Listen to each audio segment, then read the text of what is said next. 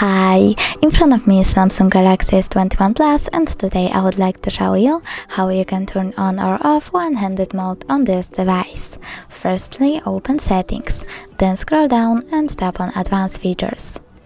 Over here, scroll down again, click on one-handed mode and click on the switcher to activate it.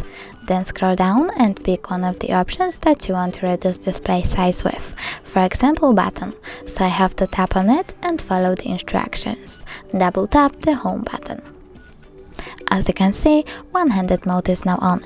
If you want to change placement of the screen, you can tap on this dot over here, or just drag it by clicking on this line and holding it.